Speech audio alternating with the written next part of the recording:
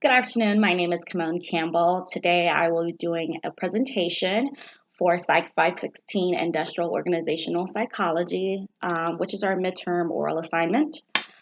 We have a few questions here that we've been tasked with answering, and I'm just going to go ahead and get started.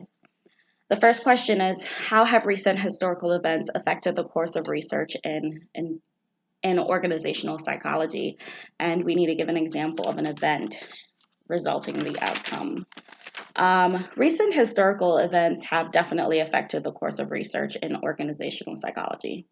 As we know, the main focus was always the industrial side of things, which is the recruitment, selection, classification, compensation, performance appraisal, and training. And these functions were essentially just focusing on getting the employee in the door and getting him or her equipped to do the job. In recent years, companies began to have competitors and employees had more options for employment. And so companies began to look at ways they can make employees feel more welcomed, appreciated, and be rewarded for the work they do. This is where the organizational side became a necessity. Employers were now tasked with making sure their employees were being socialized within the company from the onboarding process, and that they were being offered perks and benefits to be motivated to stay with that company, and that growth was being offered with the company and employees were being treated fairly. The other question is, describe the socialization process for graduate students in your program. And is the program successful in socializing newcomers and creating job embeddedness? That's a tough question. As a graduate student online, I must say it is rather difficult to take advantage of programs being offered to be socialized. My reason for saying this is a part of the socialization process for me is the networking and getting to know your peers that have been in the process of completing their master's so you can get advice, and networking with others that are also new. And it is very difficult to do so in an online capacity. I must say, though, that the class introductions and discussion boards are a great way to learn from your classmates. As it pertains to creating job embeddedness, the weekly papers specific to organization situation has assisted me with putting myself in the situation and coming up with ways to improve the process, and has definitely helped me think outside the box at work.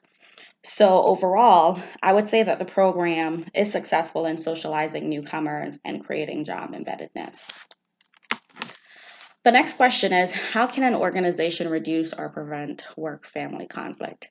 This is an important one. The best way an organization can reduce or prevent work-family conflict is by first acknowledging that it happens, that it exists, and be willing to create work-family policies.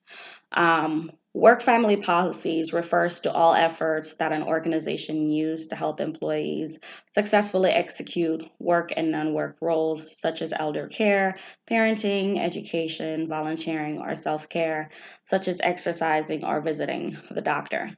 In addition to work family policies, the supervisor support is equally important.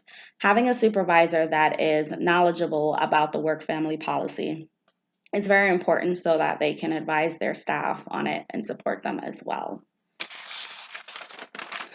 The next question is, imagine you have been asked to develop a performance assessment program for employee development. What techniques would you use to adequately evaluate the employee performance as comprehensively as possible? And it asks to think of the Murphy's List. The techniques I would use to develop a performance assessment program for employee development, I would certainly refer to the Murphy's List as a guide. The end goal here is to have the employee be as well-rounded and doing well in all areas. The first area would be task-oriented behavior. This would be to make sure the employee is adequately performing the job-related description and provide coaching when needed. Next would be interpersonally oriented behaviors. And this essentially is ensuring that the employees know each other and interact well with each other. And this can also be encouraged in the socialization process from the beginning, such as onboarding. Next is downtime behaviors. Monthly check-ins here are great to have. Um, Casual one-on-ones to see how employees are coping with outside distractions and to see if I can provide any assistance and guidance there. The next is destructive hazardous behavior, and this can often be violations of safety, lack of knowledge, and not following instructions, and taking shortcuts. Here, I would provide guidance on the importance of following rules, avoid getting hurt, and just share the company rewards for following procedures. The next question is, what are some possible common organization constraints and how could they lead to counterproductive behavior?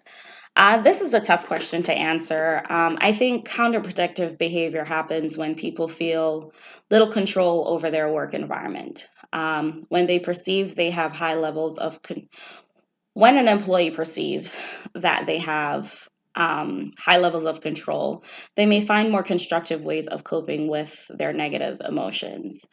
There are two categories for counterproductive behavior, which is person based and situation based.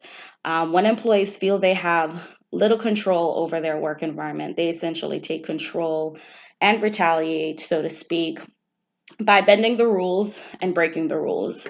Some may take longer lunches, some may steal, some may become hostile, and that's just a few of the ways.